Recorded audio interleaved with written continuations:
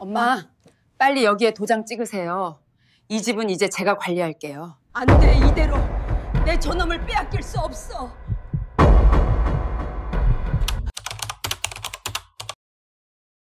가을 햇살이 깊어진 오후였습니다. 평생의 안식처였던 이 집은 이제 낡고 비좁은 감옥처럼 느껴지기 시작했고, 남편은 은퇴 후 점점 더 무심해졌으며 자식들은 각자의 삶에 바빠 저를 단지 건강관리 대상쯤으로 여기는 것 같았습니다. 엄마, 제발 잊지 말고 약 챙겨 먹어. 나중에 일 터지면 다 우리 몫이야.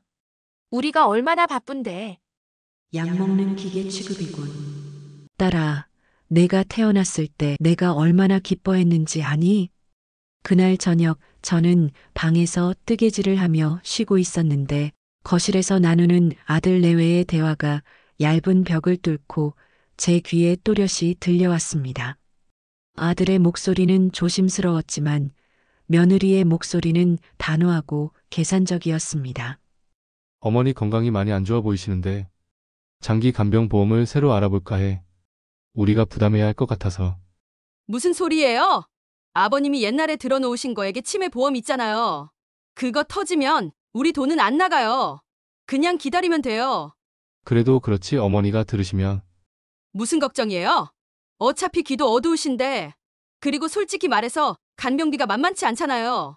우리 애들 교육비도 생각해야죠. 우리 돈은 안 나가. 이놈 봐라. 내가 돈이 아닌 짐 취급받고 있었구나.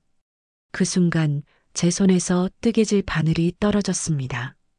따각 하는 소리가 고요한 방 안에 울렸고 저는 그제야 깨달았습니다. 내 몫은 없고 늘 자식들의 몫만 남는 인생. 이대로는 안 된다는 것을. 저는 자리에서 일어나 오래된 서랍 깊숙한 곳을 뒤졌고 가입 후 한 번도 열어보지 않았던 보험 증서를 꺼냈습니다. 두꺼운 종이의 감촉이 손끝에 차갑게 닿았고 제 손은 떨렸습니다. 증서를 펼쳐보니 중증 치매 진단 시 3억 원 일시금 지급이라는 문구가 눈에 들어왔습니다. 3억? 자식들이 노리는 건 이 돈이었어. 내가 쓰러져야 그들의 재산이 늘어나는 거지. 그날 밤 저는 창밖의 차가운 달을 바라보며 결심을 굳혔습니다. 자식들이 원하는 건 제 건강이 아니라 보험금이라면 저는 그 보험금을 무용지물로 만들어야 했습니다. 그러기 위해서는 제가 먼저 치매 환자가 되어야 했습니다. 가짜로. 내일 아침 저는 제가 아닌 다른 사람으로 눈을 뜰 것입니다. 평생 지켜온 나를 버리고 말입니다. 이 연극이 나를 지켜줄 수 있을까요? 새벽부터 잠을 설쳤지만 아침 햇살은 어김없이 마당을 비췄습니다. 저는 평소처럼 텃밭으로 나가 상추를 뜯기 시작했는데 흙냄새가 제 코끝을 스치는 순간 드디어 첫 번째 연기를 시작할 때가 왔다는 걸 알았습니다. 저는 손을 멈추고 멍하니 풀떼기를 바라보았습니다. 심장이 마구 뛰었지만 얼굴은 최대한 텅 빈 표정을 유지했습니다. 이 풀떼기 이름이 뭐였더라? 아, 김장할 때 쓰는 거였나? 아니면 마침 마당을 쓸고 있던 남편이 제 등 뒤에서 툭 말을 던졌습니다. 그는 평소처럼 무심했고 제 연기를 전혀 눈치채지 못했습니다. 이 사람이 갑자기 왜 이래? 김장은 배추로 하는 거지 상추로 하나? 요새 깜빡깜빡하는 거 아냐? 이 사람 아직도 나를 너무 믿는구나. 미안해 여보. 저는 흙 묻은 손을 천천히 들어 남편의 얼굴을 멍하니 바라보았습니다. 제 눈빛에는 인식의 빛이 사라진 듯 연기했고 남편의 얼굴에는 당황스러움이 스쳐 지나갔습니다. 당신은 누구시더라? 여기서 일하는 분인가요? 빗자루가 흙바닥에 턱하고 떨어지는 소리가 고요한 마당에 크게 울렸습니다. 남편의 얼굴에는 당황과 불안, 그리고 아주 미세한 짜증이 번져 지나가더니 이내 걱정으로 바뀌었습니다. 여보, 농담하는 거지? 나야, 만수? 당신 남편? 저는 대답 대신 다시 상추에 시선을 돌렸습니다. 남편은 잠시 저를 바라보다가 휴대폰을 꺼내 누군가에게 전화를 걸기 시작했습니다. 성공이다. 완벽하게 속았어. 이 연기는 내 마지막 무기가 될 수 있을 것 같았다. 하지만 동시에 남편의 당황한 표정을 보니 가슴 한구석이 아려왔습니다. 이 사람은 제가 정말 아프다고 믿고 있었습니다. 저는 사랑하는 사람에게 거짓말을 하고 있는 거였죠. 남편의 전화를 받고 자식들이 집으로 달려왔습니다. 큰딸은 회사 업무를 제쳐두고 아들은 중요한 회의를 빠져나왔다며 숨을 헐떡였습니다. 그들의 표정에는 걱정보다는 묘한 긴장감이 어려 있었습니다. 엄마 괜찮으세요? 아빠한테 들었어요. 병원 가봐야 해요. 빨리요. 이거 혹시 진짜 치매 아닐까요? 보험 서류 어디 있는지 아세요? 벌써 보험 타령이네. 내가 예상한 그대로야. 저는 자식들의 걱정 어린 대화를 들으며 제 선택이 옳았음을 확신했습니다. 그들이 원하는 건 제가 아니라 제 뒤에 있는 돈이었으니까요. 저는 이제 남편과 자식들을 속이기 위해 가장 아끼던 제 인생의 기억부터 지워야 했습니다. 그것이 내일의 진단을 통과하는 유일한 길이었으니까요. 하지만 그 기억들을 지운다는 건 제 자신을 죽이는 일이기도 했습니다. 그날 밤부터 저는 치매 관련 다큐멘터리와 의학 서적을 밤낮 없이 공부하기 시작했습니다. 단기 기억 상실의 패턴, 시계 그리기 검사에서의 전형적인 오류, 시공간 지각 능력의 저하 모든 증상을 완벽하게 구현하기 위해 훈련했습니다. 가장 좋아하는 것부터 잊어라. 그게 제일 티가 안 나지. 저는 눈을 감고 남편이 연애 시절 선물해준 보랏빛 자수 손수건을 손에 쥐었습니다. 부드러운 천의 감촉, 정교한 꽃잎의 자수. 그것은 우리의 순수했던 청춘을 담고 있었고 제가 가장 소중히 여기는 물건이었습니다. 이름이 뭐였더라? 누가 줬더라? 기억 안 난다. 억지로라도 지워야 한다. 저는 손수건을 응시하며 스스로에게 최면을 걸 듯 속삭였습니다. 이게 뭐지? 처음 보는 물건인데? 스스로의 역사를 파괴하는 기분이었지만 자식들의 계산적인 눈빛을 떠올리면 멈출 수 없었습니다. 다음 날 오전 저는 도서관으로 향했습니다. 자식들은 제가 산책 나간 줄 알았지만 저는 의학서적 코너에서 알츠하이머병의 임상 진단 기준이라는 두꺼운 책을 펼쳤습니다.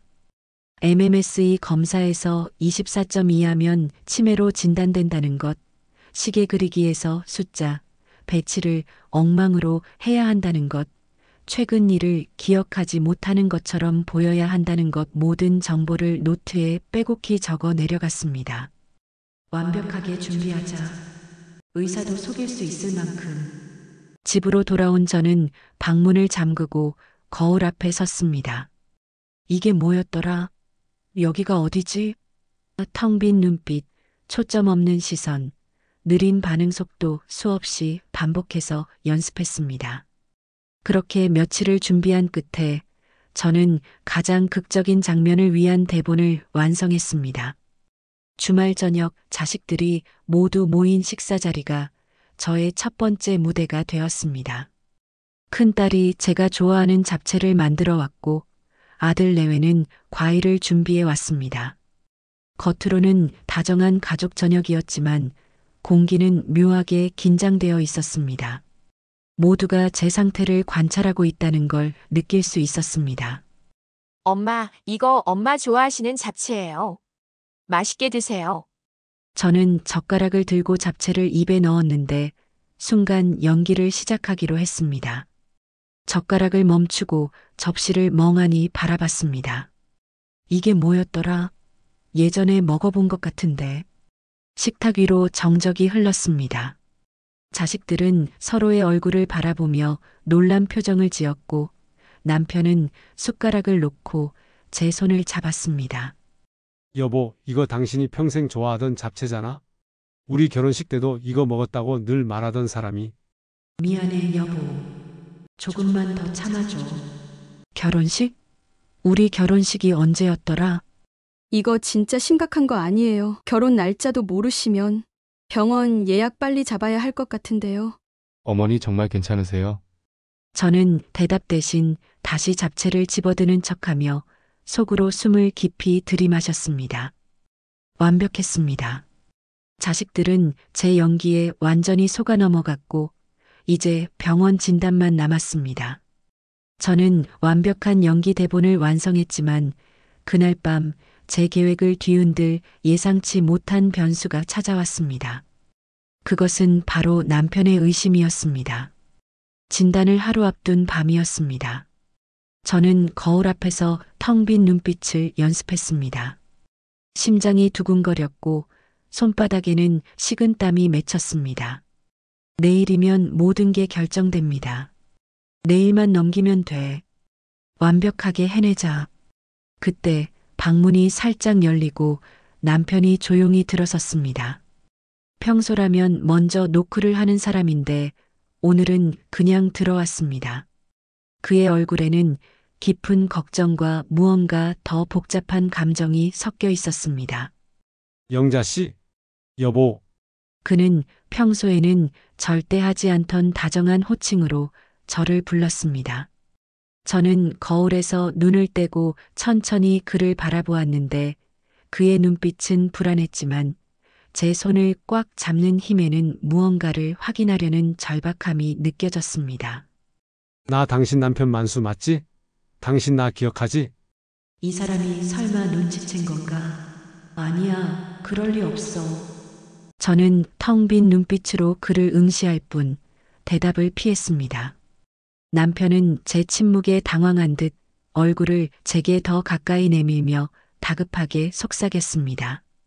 당신이 가장 좋아했던 노래 찔레꽃 알잖아? 우리 처음 만났을 때 당신이 불러주던 그 노래. 한 번만 불러봐. 앞 소절만이라도.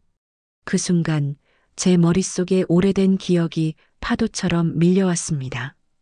20살 봄날 벚꽃이 흩날리던 강가에서 남편에게 처음 불러주었던 그 노래. 우리의 첫 키스, 첫 약속, 첫사랑의 모든 순간이 그 노래 안에 담겨 있었습니다. 안 돼. 부르면 모든 게 무너진다. 남편이 던진 건 단순한 시험이 아니었다. 우리의 순수했던 과거를 담은 암호였다. 저는 입술을 꾹 다물고 침묵을 유지했습니다. 노래를 부르고 싶은 충동을 억누르며 남편의 손을 스르륵 놓았습니다. 남편의 얼굴에서 모든 빛이 사라지는 것을 보았습니다. 정말 잊어버린 거야? 그 노래를? 우리가 처음 만났던 날을? 찔레꽃을 잊어버린 저는 남편에게 더 이상 아내가 아니었습니다. 그는 힘없이 고개를 숙이고 어깨를 떨며 방을 나섰습니다. 문이 닫히는 소리가 유난히 크게 들렸고 저는 그제야 가슴이 찢어지는 듯한 고통을 느꼈습니다. 미안해. 정말 미안해, 여보. 하지만 이렇게라도 하지 않으면 우리는 아무것도 지킬 수 없어. 저는 연기가 성공했음에 안도하면서도 남편에게 회복할 수 없는 상처를 주었다는 죄책감에 시달렸습니다. 그날 밤 저는 한숨도 자지 못했습니다. 새벽이 밝아왔고 드디어 병원으로 가는 날이 되었습니다. 저는 거울을 보며 마지막으로 다짐했습니다. 오늘이 마지막이다. 완벽하게 해내자. 남편의 그 절망적인 눈빛은 저를 괴롭혔지만 결국 저는 병원으로 향했습니다. 그곳에서 돌이킬 수 없는 최종 진단을 받게 됩니다. 하지만 그 진단이 제 인생을 완전히 뒤바꿀 줄은 몰랐습니다. 서울 중심부의 대형 대학병원이었습니다. 자식들은 제일 좋은 곳에서 진단받아야 한다며 이곳을 선택했는데 정작 그들의 눈빛에는 확실한 진단서를 받고 싶다는 욕망이 가득했습니다. 진단실 앞 복도는 소독약 냄새로 가득했고 형광등 불빛은 너무 밝아서 눈이 부셨습니다. 자식들은 저를 양옆에서 부축하며 걸었는데 그 손길이 어찌나 조심스럽던지 마치 깨지기 쉬운 도자기를 다루는 것 같았습니다. 어머니 천천히 가세요. 넘어지시면 안 되니까요. 선생님한테 증상 정확하게 말씀드려야 해요. 요즘 깜빡하시는 것들 다 말씀드리세요. 걱정하는 척은 그만둬. 너희가 원하는 건 진단서뿐이잖아. 진단실 안은 차가웠고 나이 지긋한 남자 의사가 저를 맞이했습니다. 그는 안경 너머로 저를 관찰하듯 바라보며 말을 걸기 시작했습니다. 안녕하세요. 오늘 몇 가지 간단한 검사를 해볼 거예요. 너무 긴장하지 마시고 편하게 대답해 주시면 됩니다. 저는 고개를 끄덕이며 의사의 지시를 따랐습니다. 첫 번째 질문이 시작되었습니다. 오늘이 무슨 요일인지 아세요? 저는 일부러 머뭇거리며 창밖을 바라보았습니다. 요일이요? 화요일? 아니면 목요일? 오늘은 수요일입니다. 그럼 지금 계절은 어떤 계절인가요? 계절, 여름? 아니, 겨울인가? 밖이 추운 것 같기도 하고. 의사의 펜 소리가 종이 위를 빠르게 긁어댔습니다. 그 소리가 제 신경을 긁었지만 저는 표정 관리를 완벽하게 유지했습니다. 이제 시계를 하나 그려볼까요? 동그라미 안에 1부터 10위까지 숫자를 넣고 시간은 10시 15분을 가리키게 그려주세요. 이것이 바로 제가 가장 많이 연습했던 검사였습니다. 저는 떨리는 손으로 펜을 잡고 일부러 비뚤어진 원을 그렸습니다. 숫자는 뒤죽박죽 배치했고 시계 바늘은 엉뚱한 방향을 가리키게 그렸습니다. 완벽해. 이 정도면 충분해. 의사는 제가 그린 시계를 잠시 바라보더니 파일에 뭔가를 적기 시작했습니다. 검사는 30분 정도 더 계속되었고 저는 훈련한 대로 완벽하게 연기했습니다. 단어 외우기에서는 세 단어 중 하나만 기억하는 척했고 간단한 계산도 틀리는 척했습니다. 진단이 끝난 후 의사는 남편과 자식들을 따로 불렀습니다. 저는 복도 의자에 홀로 앉아 있었는데 문틈으로 희미하게 목소리가 들려왔습니다. 검사 결과를 종합해보면 알츠하이머병으로 인한 중등도 치매로 판단됩니다. MMSE 점수가 18점이고 시공간 지각 능력과 단기 기억에 심각한 문제가 보입니다.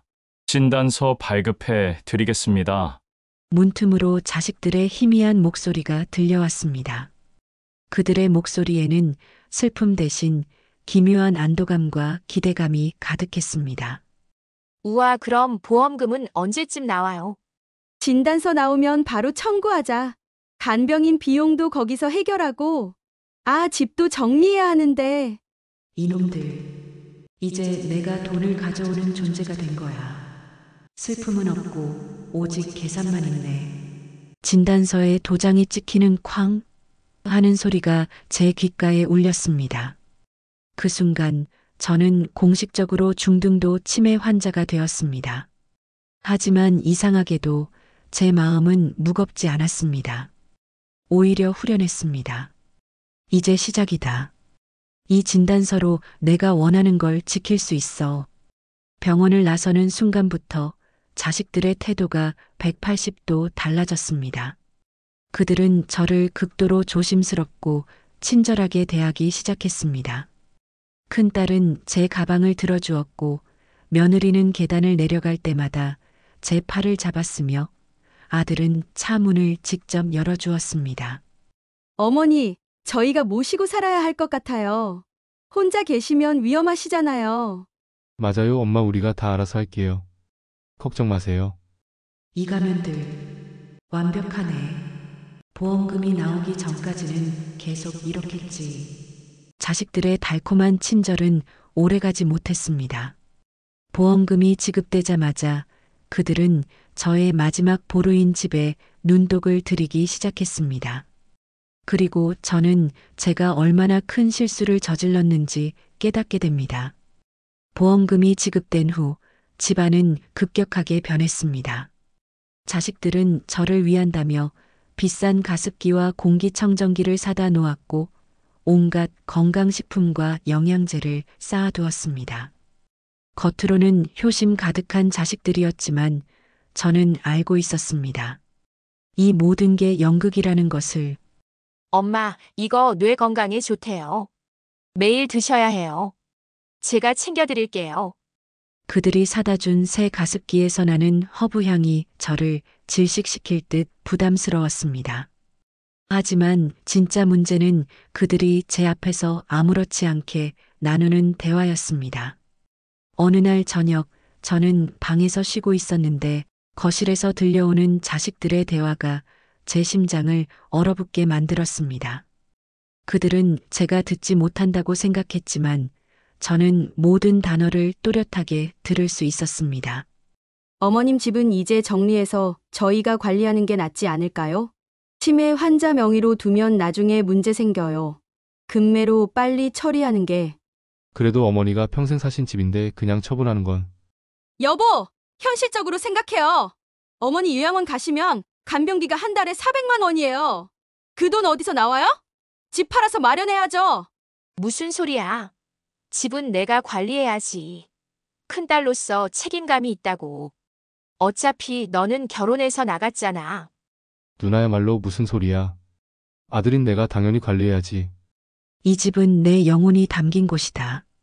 남편과 함께 30년을 산 곳이고 자식들을 키운 곳이다. 그런데 그들에게는 그저 처분할 자산일 뿐이구나. 저는 방문 뒤에서 그들의 대화를 들으며 주저앉았습니다. 제가 원했던 것은 존중이었습니다. 인간적인 대우였습니다. 하지만 이 가짜 친절과 위선 속에서 저는 오히려 더 큰 상실감을 느꼈습니다. 내가 뭘 잘못한 걸까? 이렇게까지 해야 했나? 며칠 후 딸이 두꺼운 서류 봉투를 들고 집에 왔습니다. 그녀의 얼굴에는 결연한 표정이 어려 있었고 눈빛은 차가웠습니다. 엄마, 잠깐 얘기 좀 해요. 중요한 거예요. 식탁에 앉은 딸은 서류를 펼쳐 제 앞에 놓았습니다. 부동산 매매 계약서라는 제목이 선명하게 보였습니다. 엄마, 이거 서명만 하시면 돼요. 엄마 건강 생각해서 집을 정리하는 게 나을 것 같아요. 요양원도 알아봐야 하고 간병비도 만만치 않잖아요. 여기 도장만 찍으시면. 딸이 제 손을 잡고 도장을 쥐어주려 했습니다. 그 순간 저는 구석에 서 있는 남편을 바라봤습니다. 그는 고개를 숙인 채 아무 말도 하지 않았지만 그의 어깨는 무너져 있었고 주먹은 꽉 쥐어져 있었습니다. 안 돼. 이대로 내 모든 것을 빼앗기고 이 연극을 진짜 비극으로 만들 수는 없어. 저는 이대로 무너질 수 없었습니다. 제가 지키고 싶었던 것은 이 집만이 아니었습니다. 제 존엄이었습니다. 인간으로서의 가치였습니다. 누나, 지금은 좀. 엄마, 빨리요. 여기 도장만 찍으시면 다 끝나요. 딸이 제 손을 끌어당겨 서명하려는 순간이었습니다. 저는 더 이상 참을 수 없었습니다. 길고 고통스러웠던 이 연극을 끝내기로 결정했습니다. 그리고 저는 그들의 가면을 단 한 문장으로 산산조각 냈습니다. 제가 품고 있던 가장 강력한 무기를 꺼낸 순간이었습니다. 딸이 제 손에 도장을 쥐어주고 종이에 지장을 찍으려 할 때 저는 도장을 꽉 쥐었습니다. 그리고 제 입에서 또렷한 목소리가 흘러나왔습니다. 손 치워라. 이 집 못 팔아. 방 안은 시계가 멈춘 듯 고요해졌습니다. 자식들의 얼굴에 걸려있던 친절한 간병인 가면이 서서히 그리고 완벽하게 산산조각 났습니다. 그들의 눈빛은 순식간에 분노와 충격, 배신감으로 물들었습니다. 엄마, 무슨 소리세요? 갑자기 왜 이러세요? 어머니, 정신 차리세요. 의사 진단서가 있는데 치매 진단 받으셨잖아요. 어머님 장난하시는 거예요? 아니면 정말 헷갈리시는 거예요? 저는 천천히 일어나 서류철이 있는 서랍으로 걸어갔습니다. 자식들은 제 뒷모습을 멍하니 바라보았고 남편은 숨을 죽이고 저를 지켜보았습니다. 저는 서랍 깊숙한 곳에 숨겨두었던 치매 보험 계약 해지 및 일시금 반환 요청서 사본을 꺼내 식탁 위에 던졌습니다. 서류가 식탁에 떨어지는 소리가 방 안에 크게 울렸습니다. 이 돈 필요 없다. 너희들의 존중은 이 돈으로는 살 수 없다는 걸 이제야 알았으니까. 이게 무슨... 진단금이 들어오던 그 주에 나는 이미 모든 금액을 반환 요청했다. 보험사에 직접 전화해서 내가 오진을 의심한다고 재검사를 받겠다고 했지. 그들도 기꺼이 받아들였어. 이미 돈은 다 돌려줬다. 그럼 어머니가 일부러? 그래. 일부러였어. 너희들이 얼마나 나를 이용하려 했는지 보고 싶었거든. 그리고 봤지. 명확하게. 이게 무슨... 저희를 시험하신 거예요? 저희가 얼마나 고생했는데. 고생? 보험금 계산하느라 고생 많았겠네. 집 처분 계획 세우느라 힘들었겠지. 엄마가 정말 미쳤구나. 우리가 얼마나 걱정했는데.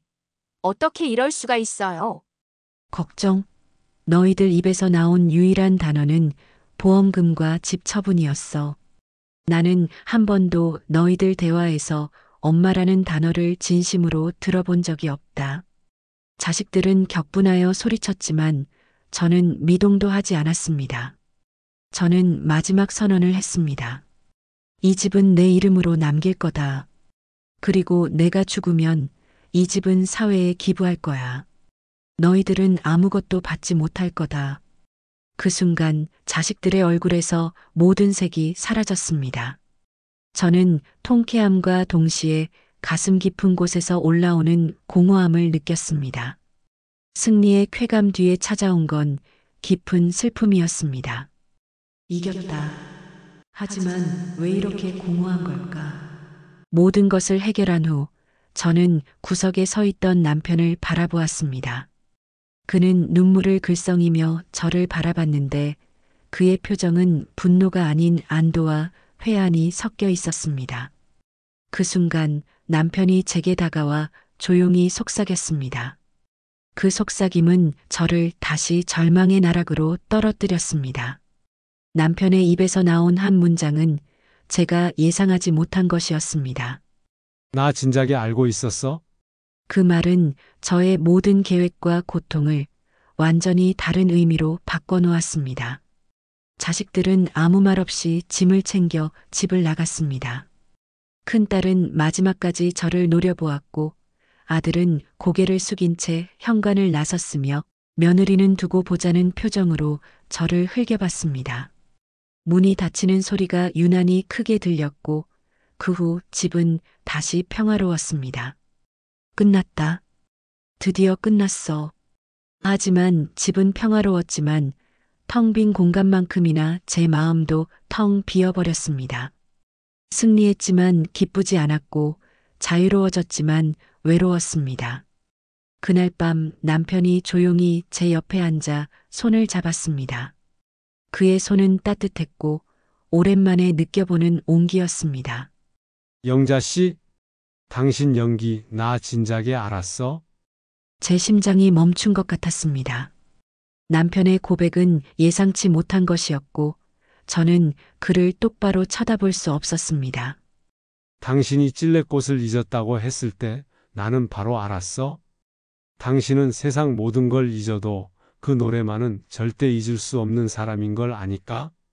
우리가 처음 만났던 그날 강가에서 당신이 불러주던 그 노래를 이 사람이 다 알고 있었다고?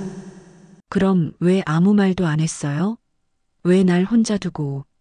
당신이 얼마나 절박했으면 그런 연기까지 했겠어? 나는 당신이 자식들한테 얼마나 상처받았는지 알아. 그래서 그냥 지켜봤어? 당신 편이 되어주고 싶었어?